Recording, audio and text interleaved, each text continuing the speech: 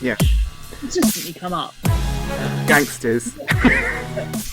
Gangsters, triads, gangsters, moles, sort of Traitors. prostitutes, sort of opium den, madams, Yeah. etc. Yeah.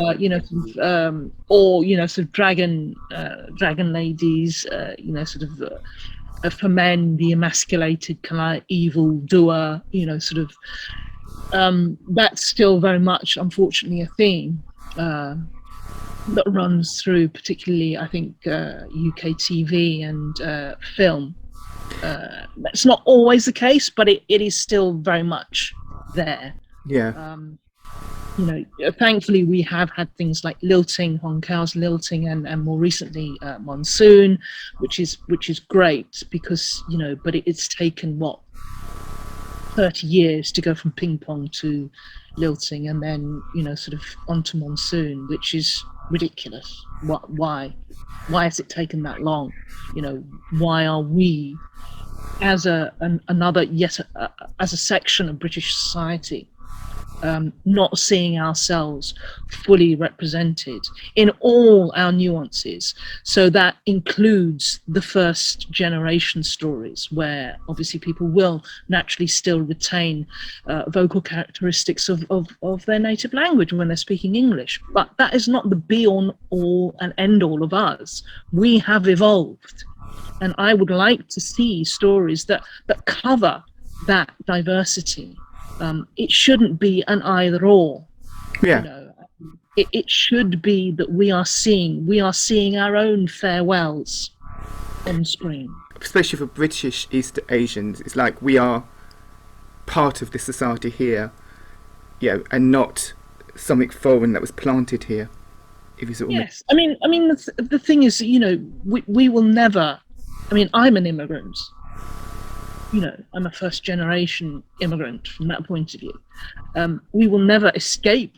That's what makes us who we are. But that's only part of who we are. And particularly for younger generations. I mean, I know what it's like to not have your identity, your actual existence validated through the art and culture and the things that you see on television or on film or even in print. It was a huge shock to me when I was about 6, realizing a lot of the films that I'd seen, on a wet Sunday afternoon on, TV, talking and having people that supposedly were like me. These were white actors in yellowface. Yeah. And it was like, wow.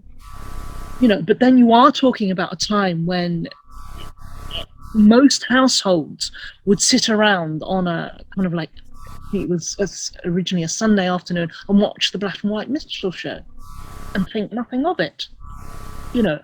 Thankfully, times have changed. Things still have to move further forward, I believe, and there are huge sticking areas, I think, not just for East Asian people of East Asian heritage, but also for people of South Asian and indeed of who are Muslims. I mean, I think there are huge sticking points for all of those communities that need to be tackled and addressed, and that's still going on. So that's the world that I was brought into, and that sort of, I'm very conscious that even now, yes, we do have better representation, and we do have one or two, sort of really kind of like great actors that are making it. But why do we only have one or two? There is a strange thing, the singularity of diversity, which a phrase that I've coined, which is particularly relevant to people from East and Southeast Asian backgrounds here. It's seemingly like there can only ever be one, or at most two of us. Why? I want to be, in the 21st century, I want to be celebrating the 300th East Asian or Southeast Asian, British Southeast Asian, that is going on, that is doing great things, that are that are getting those opportunities, whether it's in front or behind camera, on stage or off stage, in print or whatever, being, I don't know, casting directors, being producers. Why are we not, sort of in comparison to our colleagues of Black, African and Caribbean or South Asian heritage, we lag far behind, and some serious questions do have to be asked, not only of the wider artistic community and how people perceive us artistically and therefore our footprint in our own culture, but also of the community, so-called community itself, because I think there are things in there that hold us back, which add to reinforcing those age-old stereotypes and the institutional and structural racism that we are subjected to. Just because we are a community of color does not make us, does not mean that we have a buy on not being equally prejudicial or racist. I mean, last summer was a particularly hard time for me, in that I, like many of British East Asians that I know, came out and fully supported the Black Lives Matter. What troubled me most was the amount of hate mail. I received death threats. Some really nasty things were said about my daughter. I am married to a Black British person, man. I was called a race traitor. I was told that I should go away and kill myself, and that I should kill my daughter too, because the world would be better off, because, I couldn't possibly be a BC. Now, we have to acknowledge that. We have to acknowledge that there is a small minority, as there is with any community, that hold views that are not tenable in the 21st century and should not be condoned, should not be allowed to continue, and should be shouted out and should be challenged. And I think, and it pains me to say this, that we as a so-called community have been traditionally really bad at doing that, in the same way that we have traditionally been really bad at standing up for ourselves and saying, you cannot represent us like this. I find that offensive. We argue amongst ourselves, even now, about, oh, well, yellowface, it's not that bad. I'm sorry, it is. And I'm thinking about the generations to come. We have to stand up for ourselves and stand with each other and say, this is not acceptable. I don't want a kid in a playground now having to go through the type of racism and abuse that I went through nearly 55 years ago. That shouldn't be happening now. But if we allow these incidents to continue, if we allow others to take control of our narrative and decide how we should be portrayed, then of course it will continue to happen. And we have to stand up and we have to stick our heads above the parapet and say, no, this is not acceptable in this day and age. And yes, I'm sure for some, it's what I do in terms of my activism is unpopular and makes me unpopular because it's not agreed with. Well, fine, but that's what being a community, true community, means, is that we can disagree but respect each other. Our strength is our diversity, is the uniqueness that we all have. And that doesn't mean to say that we lose our uniqueness or what our individual heritages are. It means that we come together because we know as a group, for the better, for the wider good, not just of our community, but the community as a whole, stamping out prejudice and racism, anti-blackness, is the way forward. It's the only way to actually make this world that we are existing in at the moment better. And it saddens me when I come across people who, on both, whatever community, we're talking about, who don't see that. It's not a question about sort of restricting people from doing things. It's a question about opening up those possibilities and making what we do even more diverse, the possibilities even more greater.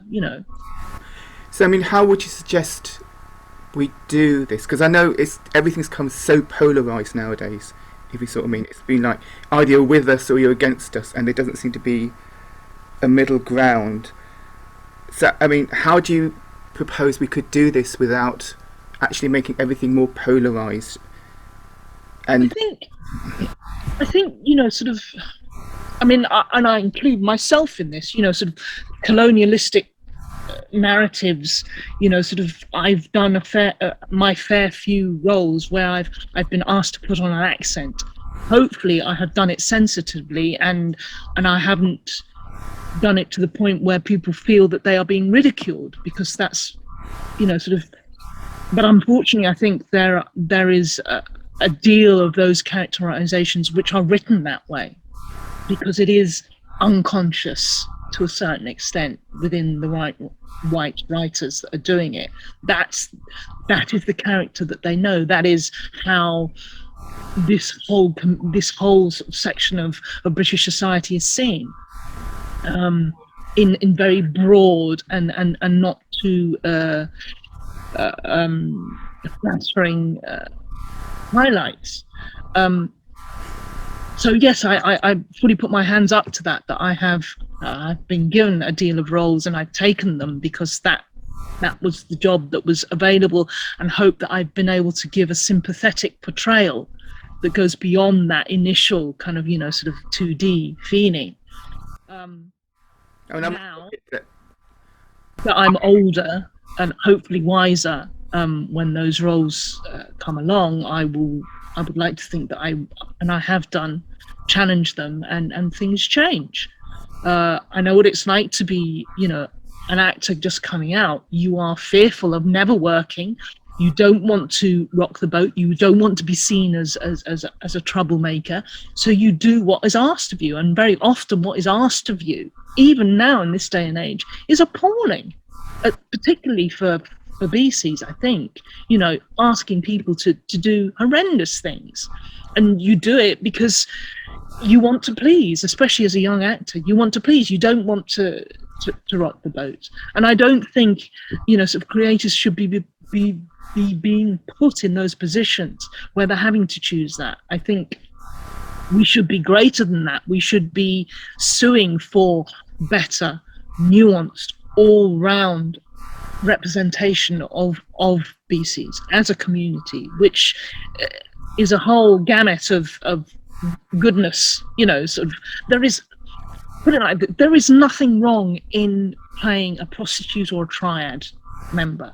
It's how those characters are sculpted, how nuanced they are, how they are made, the dialogue that is given to them. That's what makes the difference. And invariably, more often than not, those roles tend to be pretty 2D. I mean, I must admit that in my limited career, I put myself down, but I've been offered things like, those sort of roles. But how do you suggest that? Because the most lines I probably get is 2 or 3 lines in a tiny bit, so it doesn't give you an opportunity to even act, if you sort of mean, and that's all that you're offered. So I mean, how do we get around that? I mean, well, I think we have to keep pushing, we have to keep challenging, and we have to not be afraid to speak up when we see something on television or in film which is denigrating or just purely racist. We have to. People aren't going to stop doing what they do unless somebody goes up and goes, "Oi, I don't like this." And we've been, as a community, have been in the past very bad at doing that. And we have played into the hands of this model minority, quiet, acquiescent group of people, which is a load of BS. Well, if you look at China, it's if you look into the history of China, exactly. Yes. So, I mean, the history of that country alone is not quiet, to say the least. So I think we have to have the courage of our own convictions and actually have more confidence that we can affect that, that by writing a complaint to the BBC when, sort of the likes of Piers Morgan go off on one and think it's very, very funny, that if we say something, the more people who stand up and say, actually, this is unacceptable behavior, just period, then the more likely things are to change. The more that people within the creative industries are prepared to stand up and say, I'm sorry, this is not acceptable. And that's a very difficult one, depending on where you are in your career, it is very difficult. I've gotten to the stage now where basically I'm too old. There's nothing that can be done to me that hasn't already happened, or so and I'm very conscious and very aware that I'm very lucky that I've been given, to a certain extent, a second chance. Back in 2010 I was literally on the verge of giving up. I'd made the decision I was going to jack it all in. I was going to find a day job that I could kind of come to terms with, not have to worry about the rent, etc., would have a nice income. And then a friend of mine very graciously put me up for a new show at the Orange Tree, Hungry Ghosts. And lo and behold, got the damn part. And everything kicked off. I mean, prior to that, I'd been in a cultural desert. I had not been on set foot on stage for 15 years. Yeah. That's the craziness of this business, that's how it goes. There's a huge amount of luck of being in the right place at the wrong time sometimes, or being in the right place at the right time, which was certainly for me in terms of being given ping pong when I first started my career. I mean, I left drama school, and sort of doing film or TV, being a serious actor was about being on stage, not on TV or film. Good God, no. I mean, and also there was a plethora of repertory theatres out there when I graduated from drama school. Repertory theatres, sort of touring, amazing touring companies, great TIE companies, regional reps, civic theatres. We have hardly any of that now. So I'm getting back to that sort of, roundabout way, that question you asked me, sort of how do we change that, is by pushing against, which invariably is TV and film now, to ensure that, our younger generations can actually see themselves in their own culture, can actually pick up a book and go, oh yeah, actually, I'd like to be like that, or see a sports reporter that reflects them, or see a new newscaster, or somebody who's hosting a political, sort of show or documentary series. We have to find, and we have to, I think, work harder at making conditions for our own role models to come through, so that youngsters can actually have something to aspire to. Do you think, though, sometimes I feel that maybe actors in general, but us certainly as a community, we're waiting for like a permission from the powers that be to actually do something, where I wonder how we should start creating ourselves and producing ourselves. I know that you're a producer and you're a director and a writer. Do you think sometimes that we wait too long and too much for somebody to do that, where we should be doing stuff ourselves? I think sometimes we do. Activism is sort of almost parallel to being a creative, and it's only something that on a personal level you can decide whether that's for you. For me, sort of visibly being active and being an advocate, it took a long time for me to actually get there, nearly half a century. And it was, you know, sort of obviously the RSC and the Orphan of Jal. And that was just like, that is the straw that broke the camel's back. And if it hadn't been for us 11 people who decided, this is it, we are going to basically, and we all knew that in some senses that could have been the end of what little careers we had.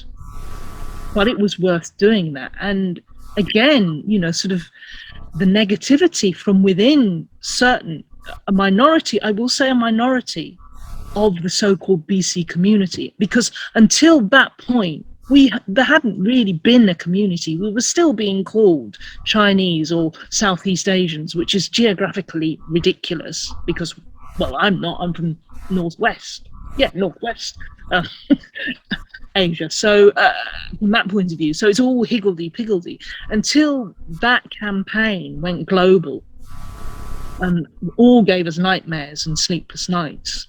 I mean, you don't go up against somebody like the RSC and not have consequences for your career.